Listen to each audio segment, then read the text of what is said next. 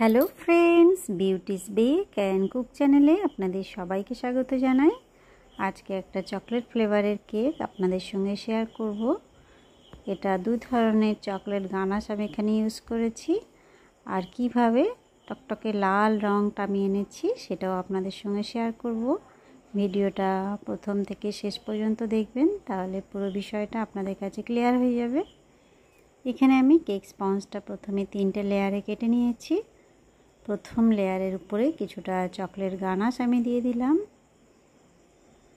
দিয়ে সেটা সমানভাবে চারিপাশে লাগিয়ে নিচ্ছি। আমি এর উপরে কিছুটা ক্রিম দিচ্ছি। ক্রিমের সঙ্গে চকলেট গানাশ মিক্সড করব। চকলেট গানাশটা 100 গ্রাম হুইপড ক্রিম আর 100 গ্রাম ডার্ক চকলেট, এই দুটো মেল্ট করে আমি বানিয়েছি।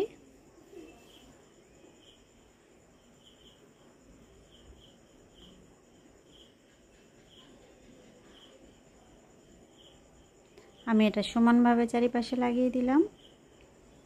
যদি এইভাবে কেকের উপরে ক্রিম আর গানাশ মিক্সড করতে অসুবিধা হয়, তাহলে আলাদা পাত্রে ক্রিমের সঙ্গে গানাশটা মিক্সড করে নেবেন। তবে সেক্ষেত্রে ক্রিম বেশি হয়ে যাওয়ার সম্ভাবনা বেশি থাকবে, কেননা কতটা পরিমাণে ক্রিম আপনি ব্যবহার করবেন সেটা পরিমাণ বুঝে ওটাও মুশকিল হয়ে যায়। সেই জন্য কেকের উপরেই মিক্সড করাটা বেস্ট আমার মনে হয়।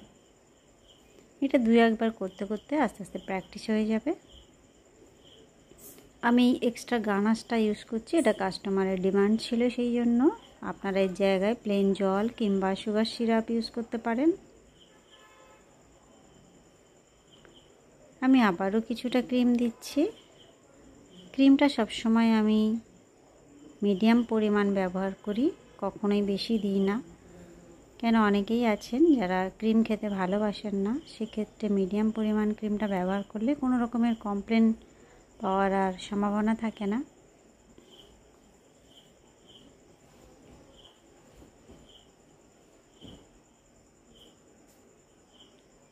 এটা সমানভাবে চারিপাশে আমি লাগিয়ে নিলাম। নিয়ে কিছুটা চকো চিপস দিচ্ছি। চকো চিপসটার জন্য কেকের টেস্ট কিন্তু অনেক বেশি ভালো লাগে। এর ক্রাঞ্চিনেসটা যখনই মুখে পড়ে, এর ক্রাঞ্চগুলো, তখন খুব ভালো লাগে, একটা আলাদা রকম টেস্ট লাগে। তবে আপনাদের কাছে যদি না থাকে, চকলেট কুচিয়ে কিছুটা দিতে পারেন, কিংবা চকলেট গানাশ একটু মিক্স করে দিতে পারেন। আমি এখানে ক্রাম কোট করছি, খুবই অল্প পরিমাণ ক্রিম এখানে আমি ব্যবহার করছি। ক্রাম কোট করে আমি 10 মিনিট ফ্রিজে রাখবো, তারপরে এর উপরে ফাইনাল লেয়ারটা দেব।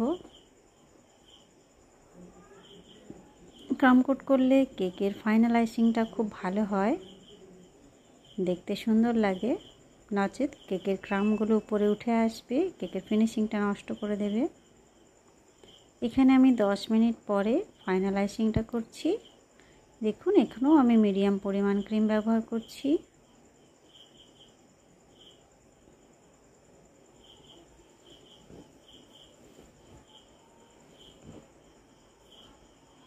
এই কাজটা করার সময় একটু টাইম নিয়ে ধীরে সুস্থেই করতে হবে, কোনো রকম তাড়াহুড়ো করা চলবে না, তাহলে কিন্তু কেকের লুক বিগড়ে যেতে পারে। যতটা টাইম দিয়ে আপনি ফাইনালাইজিং করবেন ততটাই সুন্দর লাগবে দেখতে। এখানে আমি একটু তাড়াতাড়ি দেখিয়ে দিচ্ছি, নচেত ভিডিওটা অনেকটা বড় হয়ে যাবে, আপনাদেরও দেখতে ভালো লাগবে না। একটা স্ক্র্যাপার নিয়েছি, এই ধরনের প্লাস্টিক স্ক্র্যাপারও পাওয়া যায় কিনতে, কিংবা স্টিলেরও পাওয়া যায়, কিংবা কোনো শক্ত কার্ডবোর্ড যেমন এটিএম কার্ড, তাস, এইগুলো দিয়েও সাইডগুলো আপনারা সমান করে নিতে পারেন।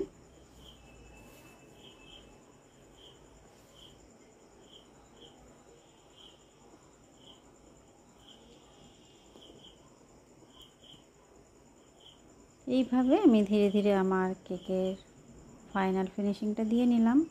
এরপরে আমি 2 ঘন্টা এটা ফ্রিজে রাখবো, তারপর এর উপর চকলেট গানাশটা দেব। এই দেখুন, এটা হোয়াইট চকলেট গানাশ, তার সঙ্গে আমি রেড কালার মিক্সড করেছি। কালারটা দেখুন কত সুন্দর রেড কালার এসেছে।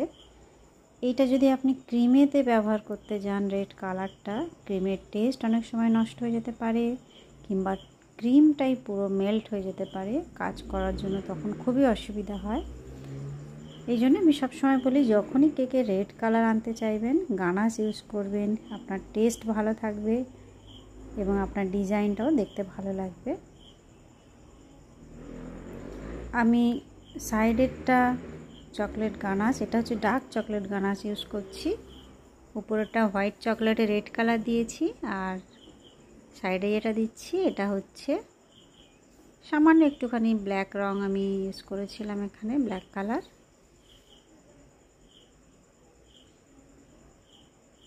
আমি এটা দুরকম কালারে করার চিন্তা করেছি। একটা স্ক্র্যাপার দিয়ে চকলেটটা আমি সমান করে নিচ্ছি।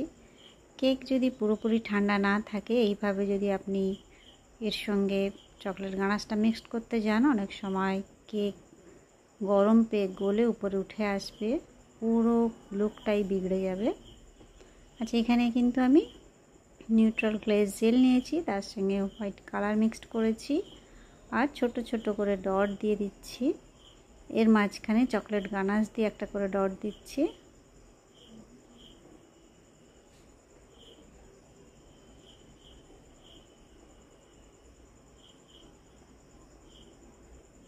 এই ধরনের ডিজাইনগুলো কিন্তু দেখতে দারুণ সুন্দর লাগে, অ্যাট্রাকটিভ লাগে।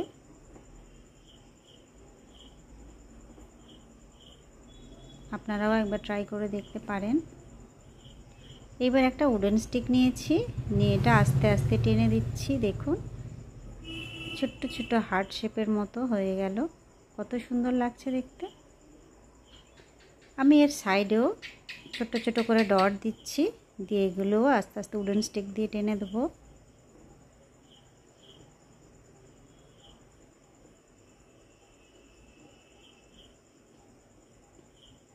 চকলেটের উপরে যখনই আপনি গ্লেজ দেবেন, অনেক সময় কি হয়, সেটা চকলেটের সঙ্গে সেট হয় না। সেই কারণে কেকটা একটু ফ্রিজে রেখে ঠান্ডা করে নেবেন। চকলেটটা যখনই কেকের সঙ্গে সেট হয়ে যাবে, তারপরে কাজটা করবেন, দেখবেন তখন ইজি হয়ে গেছে ব্যাপারটা।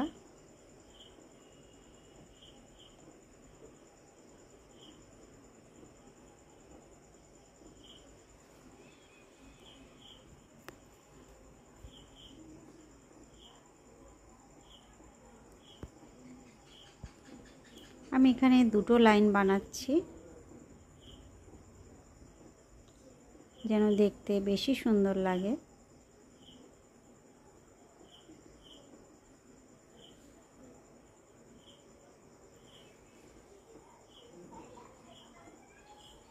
এইবার আমি উপরে যে বর্ডারটা দিয়েছিলাম তার পাশে আবারও আর একটা বর্ডার দিচ্ছি, জাস্ট ডট ডট করে।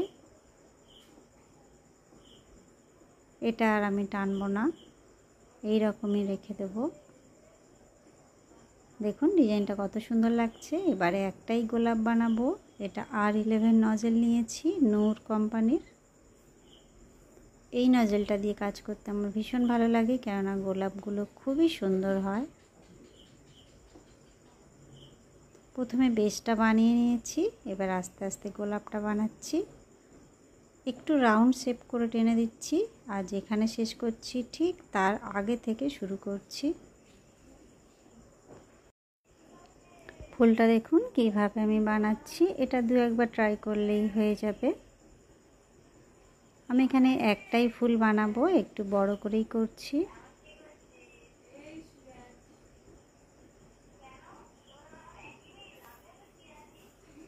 একটু ক্রিম দিয়ে নিলাম, তার উপরে ফুলটা বসিয়ে দিচ্ছি। ব্যাস, আমি কয়েকটা পাতা করে নিচ্ছি। এটা লিফ নজেল দিয়ে করছি, ক্রিমের সঙ্গে গ্রিন কালার মিক্সড করেছি। আমি এখানটায় লিখে নিচ্ছি, জাস্ট মা লিখব। এটা একটা মায়ের জন্মদিনের জন্য তার মেয়ে অর্ডার করেছিল। পাইপিং ব্যাগ দিয়ে লিখলাম, আর এখানে দুটো চকলেট টপার লাগিয়ে দিচ্ছি।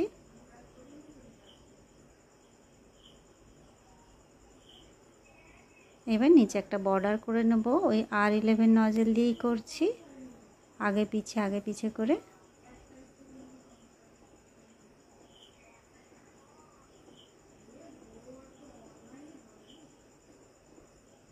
ব্যাস কেকটা আমার কমপ্লিট বন্ধুরা। কেমন লাগলো দেখুন। ভালো লাগলে কিংবা একটু হেল্পফুল মনে হলে অবশ্যই একটা লাইক করবেন, চ্যানেলটা সাবস্ক্রাইব করে রাখবেন। আমার চ্যানেলে বিভিন্ন ধরনের ডিজাইন আছে, সেগুলো দেখতে পারেন। Bye bye.